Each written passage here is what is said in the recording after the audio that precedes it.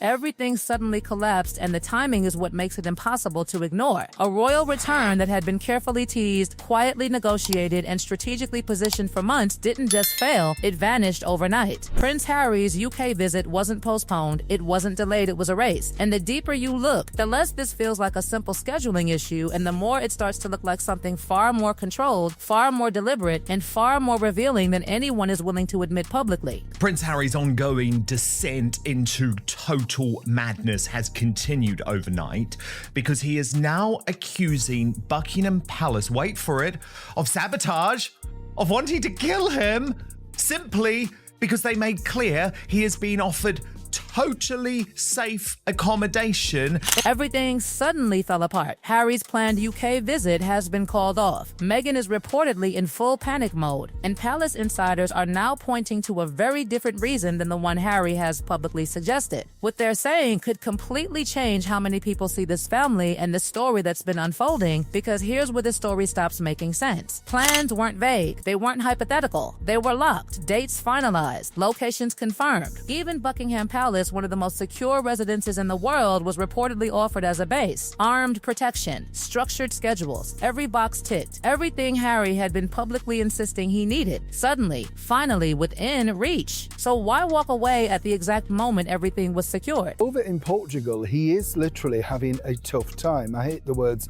breaking down, falling apart, but it's not going well. It's not going easy, to say the least. Over in Portugal, he is literally having a tough time. I hate the words breaking down, falling apart, but it's not going well. It's not going easy, to say the least. That detail alone changes the tone, because now the cancellation doesn't feel logistical, it feels emotional. It feels reactive. And when the official operational notes dropped, they painted a completely different picture. Precision, readiness, control. A visit planned down to exact hours. And then within 24 hours, it's gone. Not scaled back, not adjusted, gone, and then comes the explanation. Security. Always security. But here's the problem, this wasn't a new issue. This was the same argument that had been debated for months. The same conditions, the same concerns. So why would security suddenly become an impossible barrier only after everything was already approved? Media reported the trip as definitely happening.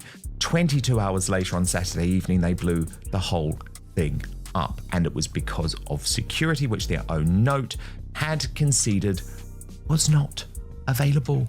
Harry's team released a statement saying that security concerns led to the cancellation. They also claimed the palace had worked against their plans, presenting that as the reason the visit could not move forward. But that statement doesn't close the story, it opens it. Because if the palace had truly worked against them, why were arrangements already finalized? Why were protections already in place? Why was Buckingham Palace even on the table? That contradiction is where the real tension begins. The kind of Sussex hemisphere is that came from the palace.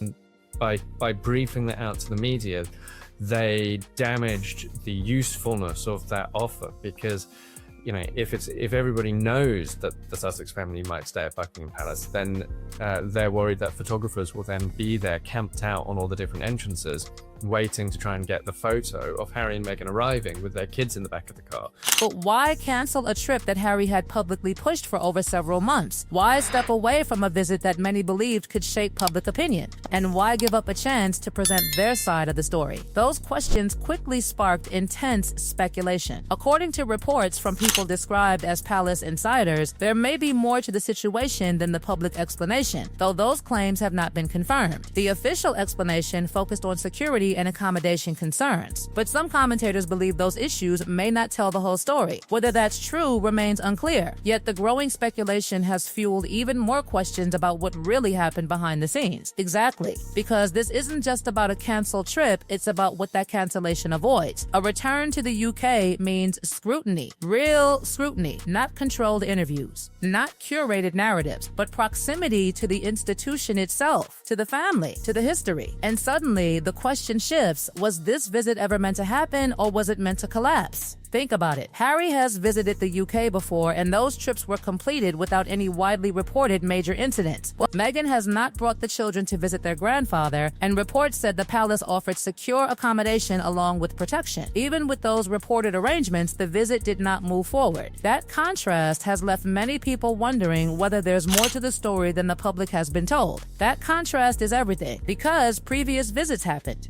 quietly, successfully, without chaos, without crisis. So why now? Why escalate the demands to a level usually reserved only for the most senior working royals? And more importantly, why make those demands publicly? Because when you strip it all down, this begins to look less like a security dispute and more like a power struggle, a negotiation played out through headlines, a test of how far the institution would bend and what would happen when it didn't. And then comes the most uncomfortable possibility of all. What if the cancellation wasn't a loss but an exit, a strategic retreat before something uncontrollable could happen, before appearances could be judged, before dynamics could be exposed, before questions could be asked in a setting where answers couldn't be managed? Because the closer you examine every detail, the timing, the contradictions, the sudden reversal, the harder it becomes to believe this was simply about safety. Something shifted, something unseen, something that turned a fully secured royal return into a complete disappearance in less than a day. And the real question isn't why the trip was canceled, it's what made going ahead with it suddenly impossible. Because once you move past the official explanation, the story doesn't calm down, it escalates. The silence becomes louder, the gaps become sharper, and suddenly every past moment starts rearranging itself into a pattern that feels far too familiar to ignore. This isn't the first time a royal narrative has shifted at the last second, but this time the stakes feel different, heavier, more exposed. Look closely at the security argument, because that's where the tension keeps circling back, not because it explains everything, but because it doesn't. Harry has traveled across continents, walked into environments critics once called high risk, and appeared in public without the kind of full-scale protection he's now demanding for a return to his own country. That contradiction doesn't just raise eyebrows, it dismantles the logic holding the public explanation together. So the question deepens. Is this really about danger or about status? Because status changes everything. The difference between protection and royal protection is not just safety, it's symbolism, authority, recognition, the unmistakable signal that you still belong at the center of the institution you walked away from. And if that level of protection is denied, what does that say publicly? What does that confirm privately? That's where this begins to feel less like a disagreement and more like a line being drawn. And then, quietly, another layer creeps into the conversation, one that no one wants to confirm, but no one can completely silence either. The whispers, the speculation, the kind that spreads in careful language, half-finished sentences, and phrases that stop just short of accusation. Claims about behavior, about instability, about pressure building behind closed doors. None of it verified, all of it persistent. And in a story like this, repetition alone becomes its own kind of signal. Because when insiders won't speak directly, they speak indirectly, through timing, through tone, through what isn't denied. And suddenly, the cancellation starts to feel less like a reaction to external conditions and more like a response to something internal, something that couldn't be managed once the visit became real. Because a UK return isn't just a visit, it's a confrontation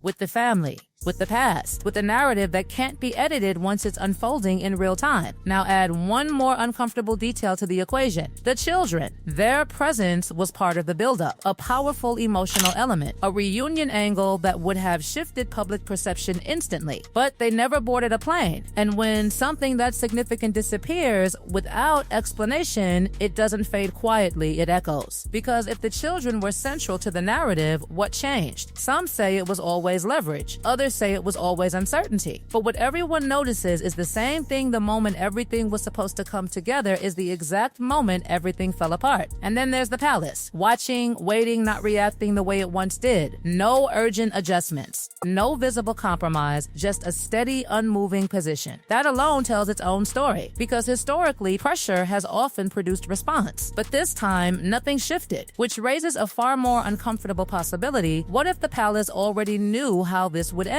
Because if you expect the collapse, you don't scramble to prevent it. You prepare to outlast it. And that changes the entire balance of power. Because now, instead of reacting, the institution is absorbing, letting the headlines burn themselves out, letting the contradictions speak louder than any official statement ever could. And in that silence, something else is happening. Public perception is shifting, slowly, quietly, but undeniably. Fatigue is setting in, questions are repeating, patterns are being recognized. And that's where this story becomes dangerous, not because of what's been proven, but because of what people are starting to believe. Because belief doesn't need confirmation to take hold. It only needs consistency. And right now, the consistency isn't in the explanations, it's in the contradictions. So the canceled trip isn't the end of this story. It's the signal. The moment where everything stops being contained and starts becoming visible. Where controlled narratives begin to slip and uncontrolled interpretations take over. And if this is what happens when a return is attempted, what happens next time? Or worse, what happens if there is no next time at all?